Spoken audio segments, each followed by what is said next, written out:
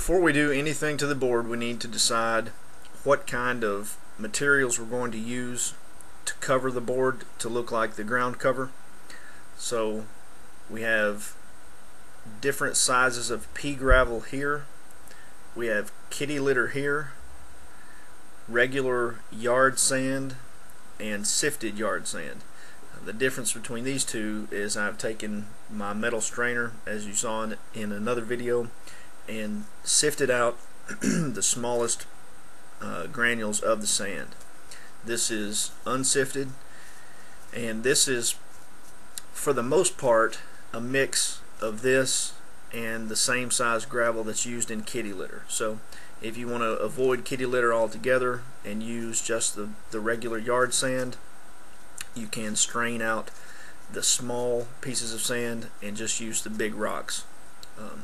You can see that here in the kitty litter there are multiple sizes of rocks, but they're all still very tiny, and again the same kind that you would find in here, just with this mixed in. These at the bottom are actually pea gravel. They come in, you can buy them in small bags up to I believe 50-pound bags, which is what this is from. You have these extra large pieces, larger pieces, medium-sized pieces, small, and then extra small, which are a little bit larger than what you'll find in here, and sometimes you'll find rocks as big as these in the yard sand. So that'll give you an idea of some of the things that you can buy. Now that we've covered the different types of materials that we'll be using, I'm going to get this guy out of the way. I just had him here for scale purposes so you can see how each of the sizes measures up to miniature on a 28mm base. These larger pieces I tend to shy away from unless I'm doing a dried creek bed or some kind of water feature. It's hard to dry brush the edges and make them really stand out on the table just because they are worn down around the edge. I like using the foam rocks better because you can carve them into a state where they have sharp edges and look real good when they've been highlighted. These smaller sized rocks all the way down usually have really nice edges on them, so you can use these as opposed to doing the foam. It is a lot quicker to use these.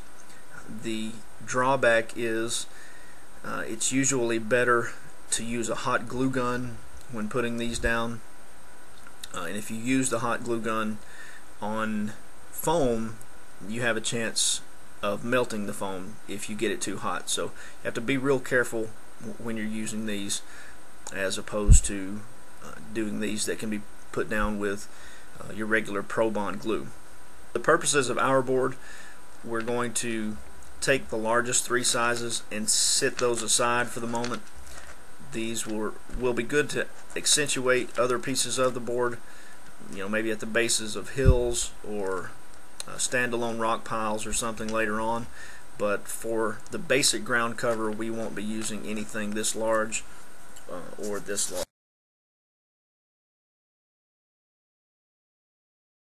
This is what we're left with: our smallest pebbles from the pea gravel, kitty litter, yard sand, and the smallest strained granules from the yard sand. So where do we put it on the table, or how do we mix it to put it on the table? For the lava or the ashen wasteland type terrain, I would do something like this. This is the two smaller sizes of the pea gravel mixed with equal parts of the sifted sand, the kitty litter, and the regular yard sand. That will give us enough diversity that when we paint it black and then do successive dry brush layers, you're going to get some really nice mixes and sizes and depth. So conversely to the heavy rock mix, I will just use the sifted sand for areas that are going to be covered in flock. The reason that I do that is I want it to have some texture underneath the grass, but I don't want it to be overpowered with a bunch of rocks sticking out. So once the flock covers the ground, you have large rocks jutting out. Just doesn't look good in my opinion. And if you were to lay any of your modular terrain pieces down that have a wooden base on it, they're not going to sit level. So that's why I use just the sifted sand under areas excuse me, on areas that are going to have a flock on top. So this is the last mix that I would use. It consists of the sifted sand, a few of the kitty litter rocks sprinkled in, and possibly some of the smaller pea gravel, depending on the situation and how it actually looks once it gets placed down. This particular type is really nice for outside of flocked areas. So let's say that I have my regular sand over here, and I have that spread out and glued down, and then I transition it into this. When I put my flock down, the flock will sit nice and smooth on this side and give us a good transition into, say, a type of brown or gray, depending on how you want to paint it.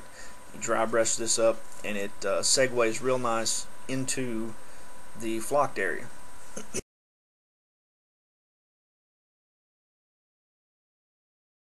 Crap Cam 2.0 back in all its glory. Yeah, not so much. So here's the table, and yes, I'm having to use the crap cam again because my life cam won't stretch all the way to the dining room. I apologize for that, but you know, do what we can do. So you can see that I have separated the table. We have our green lush area on the right side. We have our ashen wasteland lava terrain on the left side, and down the center here is the dividing line between the two. Now the reason I went ahead and airbrushed all this is because I don't want to try and put the basing materials down all at one time. I want to be able to do them one board at a time, making sure that they dry correctly, and that I'm not applying too much glue or too little glue and not getting it to line up right. So I went ahead and airbrushed all this. Of course, there's nothing down underneath it at this point. We'll take care of that in just a few minutes. But you can see, I'm not real sure how good this is going to show up on the camera, but you know, we have our darker browns that are going to work from this side this way, and then we'll fade that brown into the lighter grays on into the dark blacks. And we'll do our dry brushing here and dry brushing here, but we're worried about basing materials right now. So because we have a general idea of where everything's going to go, all we need to do now is decide which type of basing material we're going to use in each section. Like for example, on the right hand side, everything under the green will be just the plain sifted sand. So that's the easy part. When you go over here, we're going to be using the rocky mix, which was the first one that I covered, and that's another easy one. As far as making the transition between the two, it's probably going to have to be a little of each. Maybe a few less rocks and a little more sand in here, and then a few more rocks than what we would usually use for the browns in here to get them to match up. So when we go back and paint it, that will be key to knowing which is which, and another reason that we put the template down so we don't lose track of where everything was going.